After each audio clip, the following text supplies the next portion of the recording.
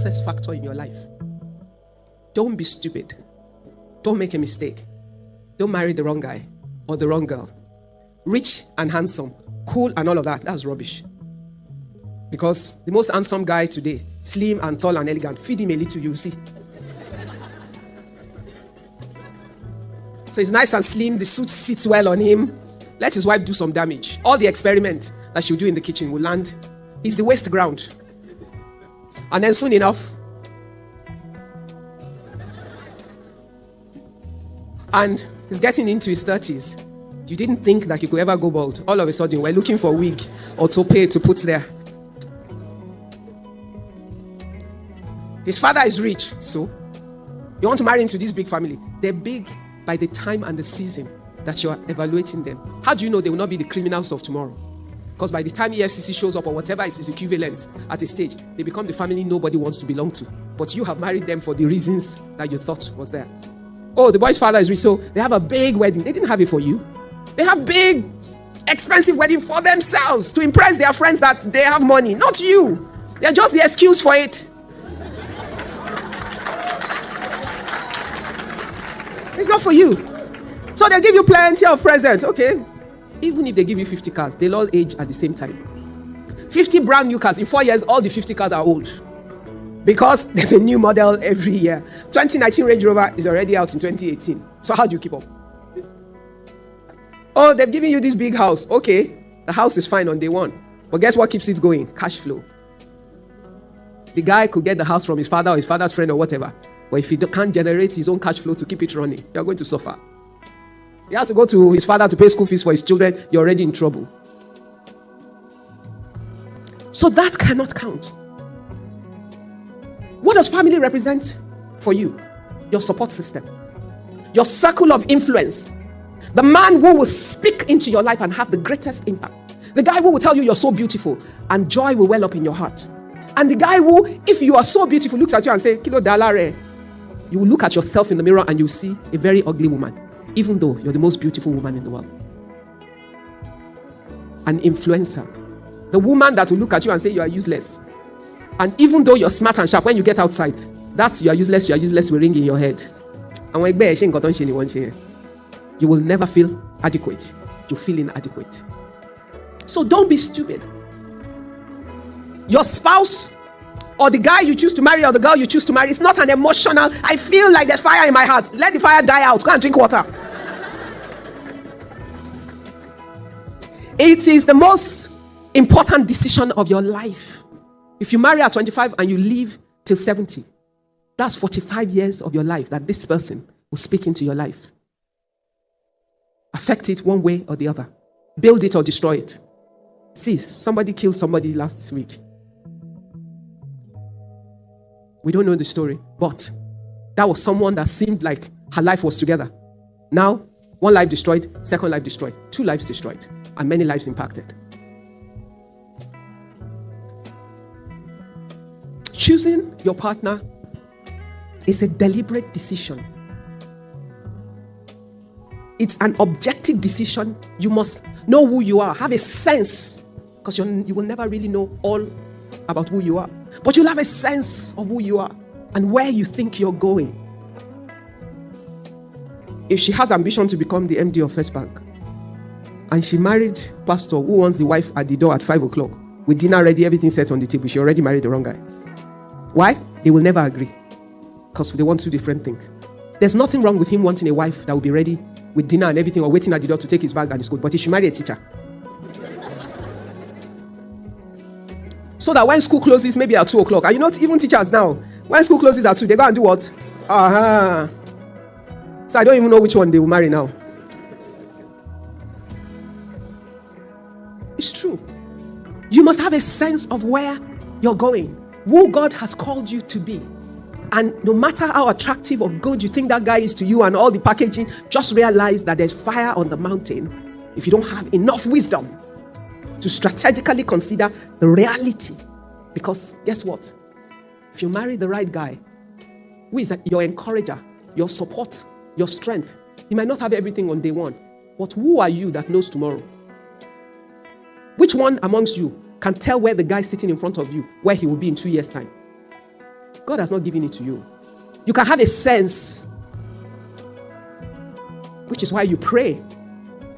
And you also objectively consider. Girls, especially to the girls, we pretend not to see what we see. We create the picture of what we want to see and we see it when it doesn't exist. We think we're God because we can change this guy to become what we want him to be. How? Are you God? Your husband or your wife will make you or break you, destroy you or help to build you. It's not an emotional decision. You pray until you're clear about God, but even as you do that, you must be honest about what you see. You know, when I got married on my 28th birthday, I already had a factory. I had, I think, 28 men working for me. My husband was a petroleum engineer working in NNPC. To all intents and purposes, it looked like I was successful and on my way to being more successful, and my husband was a civil servant working for government in a professional capacity. To some people, I was being silly marrying a guy like that. They felt that there's some big, rich guy that would fit me better. Better know yourself. Me, I know me. And me, I knew that the only guy that can deal with me, my personal dreams, ambitions, and drive, is a guy who is self-assured, confident, and who loves the me that I am, who loves my ambition, and has no fears whatsoever of what he thinks I will be. So imagine me then. To me now, I've been married for 28 years to the same guy. But the me he married, that they thought was ambitious, driven, too smart for our own good, intimidate boys with my intelligence and all of that.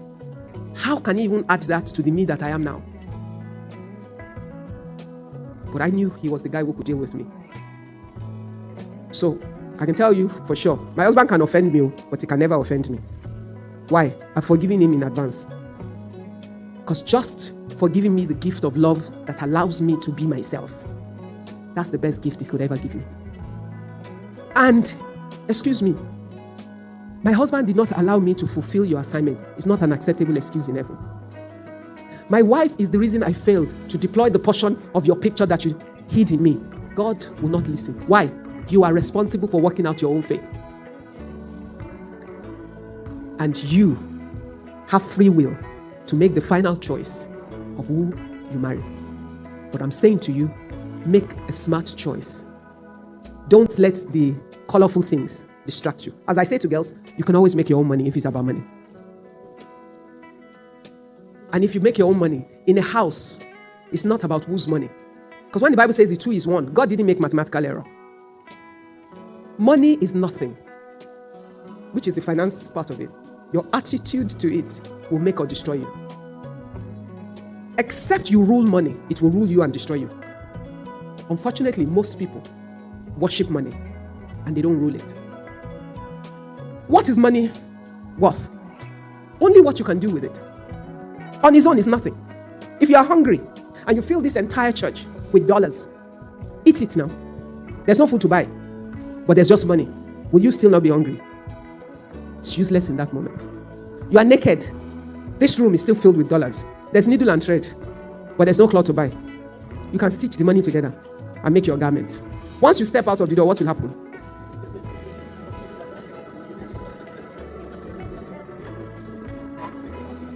They will tear the dollars off you now. If you are mad enough to make it into a garment, someone will walk past you and take some quickly and run away. You'll go and use sellotape to put it back together and go and change it with the malam. If you're really, really sick with a terminal disease, but you have all the money in the world and there's no cure, sleep on your money. And let's see if it heals you. Go and ask a woman waiting for the fruit of the womb for 20 years, but who has all the money in the world and has gone through every IVF in the world and has not yet been blessed. The true value of money, she will tell you it's nothing.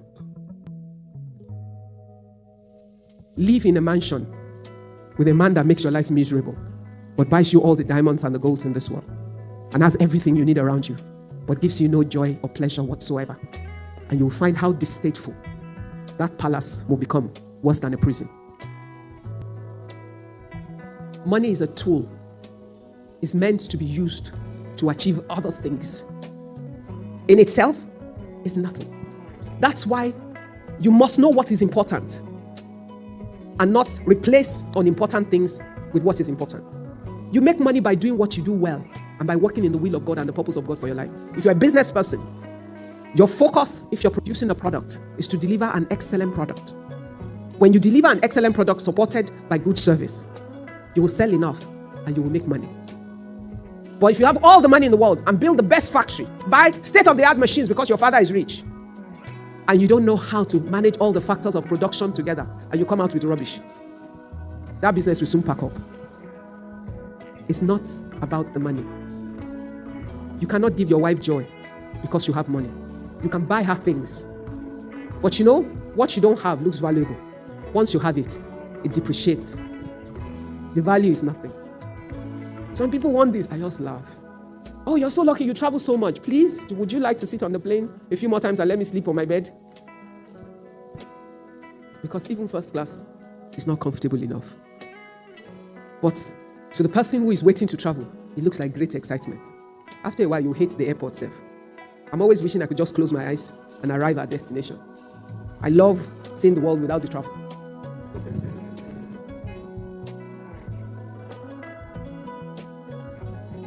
This is the problem. Once it's an evening thing, there's never enough time. I'm trying to pour my heart out to you because I want you to take the substance and run with it. God deserves your faith. Let nothing and no one cause you to question him. The thousands of years of his testimonies, of his track record, of his performance is evidence-based assertion. I'm a science graduate. I know when I walk into the lab, I walk in with questions. When I come out with conclusions based on facts of what I prove in the lab. Even if you think you haven't experienced God yet, you have heard enough of his miracles and of his wonders. You have seen your neighbor. You have read the stories. And sure enough, you slept last night and woke up this morning. That's enough evidence. Because some people slept and didn't wake up. Some of you just got married and in 9 months you had a baby. Some people have spent millions of dollars searching for the same thing. Some just have their whole head is filled with hair. And some are spending, how much, girls? Just to look like they have it. Look at the simple things around you. Listen to the birds when they chirp. Watch the plants you go by come out blooming. Watch the miracle of a child's laughter. Wonder about how a man and a woman have fun time together. And then there's a life produced. It's a miracle.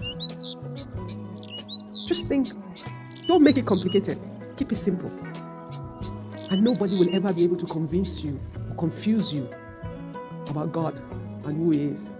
And then you will find that you will do incredible things because you will move with a simple heart of faith. Just a simple heart of faith. God deserves your trust. Once you can believe him, every other thing will follow. And you listen and you submit, you will marry the right guy or the right girl. And you will have faith together and you will wait for him and for his time. You will not push your husband to go and commit fraud at work just so he can buy your neighbor's kind of car for you. No, because you want your husband to be happy with you, will you go and steal from the bank and bring money out? The things I have seen, you don't want to know. What lack of faith in God can cause you to do, you'll be scared. But we are covenant children of God. Never forget that. Covenant is the key word. It means God owes it to you to move on your behalf. Remember those people that faked as if they came from a far land and went to Joshua and pretended like, they were from very, very far place and got into covenant with him.